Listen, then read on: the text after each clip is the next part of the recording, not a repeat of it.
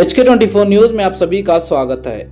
All India idol teacher association Basav Kalyan की ओर से BRC ऑफिस में इफ्तार सौहार्दते कूटा रखा गया था। इस इफ्तार सौहार्दते कूटा में चीफ गेस्ट के तौर पर जनाब जाकिर हुसैन साहब और श्री अभिनव घनेलिंग रुद्रमणि शिवाचार्य मौजूद रहे। इस इफ्तार पार्टी सौहार्दते कूटा में जाकिर हुसैन साहब ने कुरान और रमज़ान और रोज़े की अहमियत बताई। इसी के साथ साथ श्री अभिनव घनेलिंग रुद्रमणि शिवाचार्य ने भी रमज़ान और भाईचारे का संदेश दिया। इसी के साथ आए हुए तमाम गेस्ट और टीचरों का all India idol teacher association के ओर से शाल और हार डालकर सम्मान किया गया। इसी के साथ आए हुए तमाम टीचर्स और गेस्ट का आइटा प्रेसिडेंट इमामुद्दीन सर ने तमाम का शुक्रिया अदा किया। इसके अलावा आइटा के तमाम president, vice president, secretary, joint secretary, treasurer मौजूद रहे। ಈ ಒಂದು ರಂಜಾನ್ ದಿನಮಾನಗಳಲ್ಲಿ ಇಫ್ತಾರ್ ಕೂಟ ಹಮ್ಮಿಕೊಂಡಿರುವಂತಹ ಆಯೋಜಕರ ಎಲ್ಲರಲ್ಲೂ ಕೂಡ ವಿಶೇಷವಾಗಿ ಒಂದು ಕಾರ್ಯಕ್ರಮದಲ್ಲಿ ಭಾಗಿಯಾಗಿರುವಂತಹ ಎಲ್ಲ ಅತಿಥಿ ಗಣ್ಯರೇ, ಅನುಭಾವಿಗಳೇ, ಸದ್ಭಕ್ತರೇ ಹಾಗೂ ಎಲ್ಲ ಶಿಕ್ಷಕ ವೃಂದದವರೇ, ಇವತ್ತು ಇದು ಒಂದು ಸುಂದರವಾಗಿರುವಂತಹ ಗಳಿಗೆ. ಭಾರತ ದೇಶ ಅಂದ್ರೆ ಭವ್ಯವಾಗಿರುವಂತಹ ಪರಂಪರೆಯನ್ನ ಹೊಂದಿರುವಂತಹ ದೇಶ ಅಂತ ನಾವೆಲ್ಲ ಕರಿತೀವಿ. ಇಂಥ ದೇಶದಲ್ಲಿ ಜಾತಿ, ಮತ, ಪಂಥ, ಭೇದ ಭಾವವನ್ನ ಎಣಿಸಲಾರದೆ ಎಲ್ಲರನ್ನ ಕೂಡುವಂತಹ ದೇಶ ಯಾವುದಾದ್ರಿಂದ ಅದು ನನ್ನ ಭಾರತ ದೇಶ ಅಂತ ಬಹಳ ಹೆಮ್ಮೆಯಿಂದ ಹೇಳ್ತೇವೆ. ಅದಕ್ಕೆ ಹಿಂದೂ ಮುಸ್ಲಿಂ ಭಾಯಿ ಭಾಯಿ ಅಂತಕ್ಕಂಥ ಭಾವವನ್ನು ಕೂಡ ನಮ್ಮ ದೇಶದಲ್ಲಿ ಕಾಣ್ತೇವೆ. ಹೀಗಾಗಿ ಭೇದವನ್ನ ಎಲ್ಲೂ ಇಲ್ಲ. ಜಾತಿಗಳು, ಮತಗಳು, ಪಂಥಗಳು, ಭೇದಗಳು, ಬೇರೆ ಬೇರೆ ಭಾಷೆಗಳು, ಉಡುವಂತಹ ವಸ್ತ್ರಾಭರಣ ಆಗಿರ್ಬೋದು, ಆಚರಣೆ ಮಾಡುವಂತ ಆಚರಣೆಗಳಾಗಿರ್ಬೋದು, ಎಲ್ಲ ವಿಭಿನ್ನವಾಗಿದ್ರು ಕೂಡ ನಾವೆಲ್ಲ ದೇವಸ್ಥಾನಕ್ಕೆ ಹೋಗ್ತೇವೆ, ಗುಡಿ ಗುಂಡಾರಗಳಿಗೆ, ಮಸೀದಿಗಳಿಗೆ ಹೋಗ್ತೇವೆ, ಅಲ್ಲಿ ಜ್ಯೋತಿಯನ್ನು ಹಚ್ಚಿರ್ತೀವಿ, ದೀಪ ಅಂತ.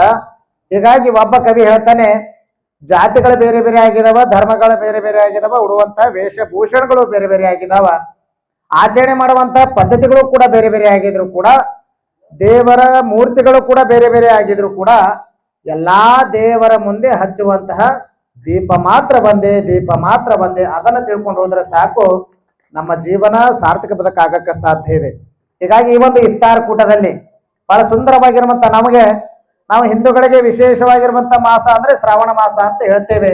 ಹಾಗೆ ಇಸ್ಲಾಂ ಬಾಂಧವರಿಗೆ ಒಳ್ಳೆಯ ಮಾಸ ಅಂದ್ರೆ ಅದು ರಂಜಾನ್ ಅಂತಕ್ಕಂಥದ್ದು. ನಾವು ಉಪವಾಸ ಮಾಡ್ತೀವಿ, ಅವರು ಉಪವಾಸ ಮಾಡ್ತಾರೆ.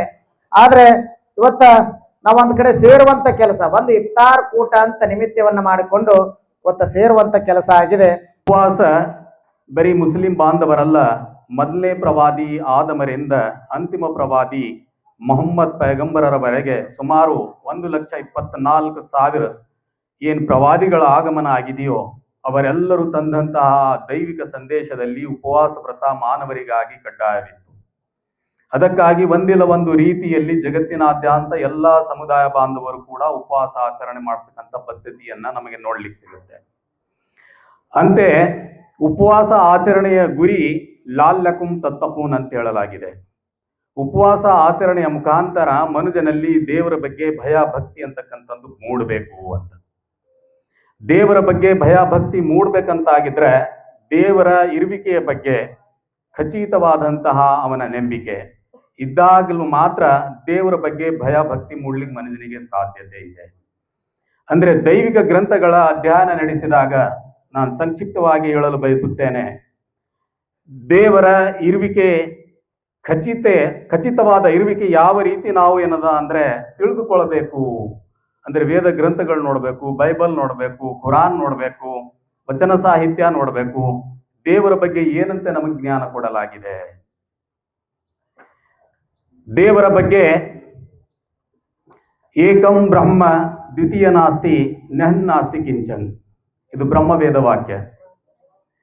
ಈ ವಾಕ್ಯದಲ್ಲಿ ಈ ರೀತಿ ಹೇಳಲಾಗಿದೆ, ಈ ಜಗತ್ತಿಗೆ ಬ್ರಹ್ಮನು ದೇವನು ಇದ್ದಾನೆ, ಒಬ್ಬನಿದ್ದಾನೆ, ಅವನ ಹೊರತು ಅನ್ಯರು ಇಲ್ಲ, ಕಿಂಚಿತು ಇಲ್ಲ, ಸ್ವಲ್ಪವೂ ಇಲ್ಲ ಅಂತ.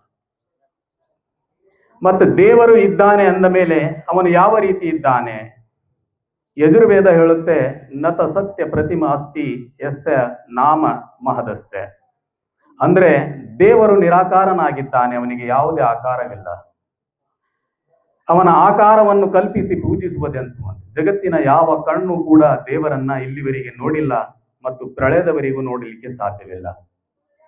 ದೇವರನ್ನ ನಾವು ಚಿತ್ರದಲ್ಲಿ ಅಥವಾ ಕಲ್ಲಿನಲ್ಲಿ ಬರೀ ಕಾಲ್ಪನಿಕವಾಗಿ ಕೆತ್ತಬಹುದು, ಆದರೆ ಯಾವ ಕಣ್ಣು ಕೂಡ ನೋಡಿಲ್ಲ ಆ ದೇವರನ್ನ, ಚಿತ್ರದಲ್ಲಿ ಅವನನ್ನು ಹಿಡಿಲಿಕ್ಕೂ ಕೂಡ ನಮಗೆ ಸಾಧ್ಯವಿಲ್ಲ. ಇದೇ ರೀತಿ ಬೈಬಲ್ ದೈವಿಕ ಗ್ರಂಥ ಹೇಳುತ್ತೆ, ನಿನ್ನ ಸರ್ವೇಶ್ವರ ಸ್ವಾಮಿ ಒಬ್ಬನೇ ದೇವರು. ಇದು ಧರ್ಮೋಪದೇಶ ಕಾಂಡದ 6ನೇ ಅಧ್ಯಾಯದ 4ನೇ ಸೂಕ್ತ ಇದೆ. ಅಂದ್ರೆ ಸೋದರ ಬಾಂಧವರೇ, ಆ ಬೈಬಲ್ ಗ್ರಂಥದಲ್ಲಿಯೂ ದೇವರು ಒಬ್ಬನಿದ್ದಾನೆ ಅಂತ ಹೇಳಲಾಗಿದೆ. ಹೀಗೆ ವಚನ ಸಾಹಿತ್ಯದಲ್ಲಿಯೂ ಕೂಡ ದೇವರೊಬ್ಬನಿದ್ದಾನೆ ಅಂತ ಹೇಳಲಾಗಿದೆ. ಅಂದ್ರೆ ಸಾವಿರಾರು ವಚನಗಳು ನಮ್ಮ ಎದುರಿಗೆ ಬರುತ್ತೆ. ಅಂದ್ರೆ ದೇವರು ಒಬ್ಬನಿದ್ದಾನೆ ಅಂದ ಮೇಲೆ ಬಸವಣ್ಣವರು ಹೇಳುತ್ತಾರೆ, ಅರುಗು ತಿಂದು ಕರಗುವ ದೈವನೆಂತು ನಾನೆಂಬೆನಯ್ಯ, ಉರಿಯ ಕಂಡೆಡೆ ಮುರುಟುವ ದೈವನೆಂತು ನಾನೆಂಬೆನಯ್ಯ, ಅಂಜಿಕೆಯಾದಡೆ ಹೂಳುವ ದೈವನೆಂತು ನಾನೆಂಬೆನಯ್ಯ, ಅವಸರ ಬಂದಡೆ ಮಾರುವ ದೈವನೆಂತು ನಾನೆಂಬೆನಯ್ಯ, ಸಹಜ ಭಾವ ನಿಜೈಕ್ಯ ಕೂಡಲ ಸಂಗಮ ದೇವನೊಬ್ಬನೇ ದೇವ ಅಂತ ಹೇಳ್ತಾರೆ. ಇದೆಷ್ಟು ದೇವರುಗಳನ್ನು ನಾವು ಮಾಡ್ಕೊಂಡಿದ್ದೀವಿ, ಬರೀ ಕಾಲ್ಪನಿಕತೆ ಇದೆ. ಆದರೆ ನೈಜ ದೇವರಿಗೆ ಯಾವುದೇ ಆಕಾರವಿಲ್ಲ, ಅವನೇ ನೈಜ ದೇವ. ಅಂದ್ರೆ ದೇವರೊಬ್ಬನಿದ್ದಾನೆ, ಅವನಿಗೆ ಆಕಾರವಿಲ್ಲ. ಇದಾದ ನಂತರ ದೈವಿಕ ಗ್ರಂಥದಲ್ಲಿ ಇನ್ನೊಂದು ಮಾತು ವಿಶೇಷವಾಗಿ ಹೇಳಲಾಗಿದೆ, ದೇವರನ್ನು ಯಾವಾಗ ನಾವು ಕಂಡುಕೊಳ್ಳುತ್ತೀವಿಯೋ ಆವಾಗ ಅವನನ್ನೇ ಮಾತ್ರ ಆರಾಧಿಸಬೇಕು, ಅವನನ್ನು ಬಿಟ್ಟು ಬೇರೆಯವರು ಆರಾಧಿಸಬಾರದು ಅಂತ. ಅವನಿಗೆ ಸಲ್ಲಬೇಕು ಆರಾಧನೆ. ಈಶವಾಶೋಪನಿಷತ್ ಹೇಳುತ್ತೆ, ಅಂಧಂ ತಮಃ ಪ್ರವಿಶಾಂತಿಯ ಸಂಭೂತಿ ಮುಪಾಸಿತೆ ತತ ಭಯ ಇವತ್ತೇ ತಮೋ ಯಾಹು ಸಂಭೂತಿ ಅಮೃತ. ಅಂದ್ರೆ ಯಾವನು ಆ ಸಂಭೂತಿಯನ್ನು ಆರಾಧಿಸುತ್ತಾನೋ ಅವನು ಕುರುಡು ಕತ್ತಲೆಯಲ್ಲಿದ್ದಂತೆ. ಆ ಸಂಭೂತಿ ಅಂದರೆ ನೈಸರ್ಗಿಕವಾದಂತಹ ವಸ್ತುಗಳು, ಗಿಡ, ಮರ, ಬೆಳ್ಳಿ, ದನ, ಕರುಗಳು, ಇವುಗಳನ್ನ ಆರಾಧಿಸಿದರೆ ಕುರುಡು ಕತ್ತಲೆಯಲ್ಲಿದ್ದಂತೆ ಅಂತ ಹೇಳಲಾಗುತ್ತೆ. ಈಗ ಯಾರು ಸಂಭೂತಿಯನ್ನೇ ಆರಾಧಿಸುತ್ತಾರೋ ಅವರು ಅದಕ್ಕಿಂತಲೂ ಕುರುಡು ಕತ್ತಲೆಯಲ್ಲಿದ್ದಂತೆ, ಅವರಿಗೆ ಜ್ಞಾನ ಲಭಿಸುವುದಿಲ್ಲ ಅಂತ. ಅಂದ್ರೆ ದೇವರನ್ನ ಕಂಡುಕೊಂಡು ನಾವು ದೇವರನ್ನೇ ಆರಾಧಿಸಬೇಕು. ಅವನನ್ನು ಬಿಟ್ಟು ಬೇರೆ ಸೃಷ್ಟಿ ಪೂಜೆ ಆಗಲಿ, ವ್ಯಕ್ತಿ ಪೂಜೆ ಆಗಲಿ ಖಂಡಿತವಾಗಿಯೂ ದೈವಿಕ ಗ್ರಂಥಗಳಲ್ಲಿ ಇಲ್ಲ.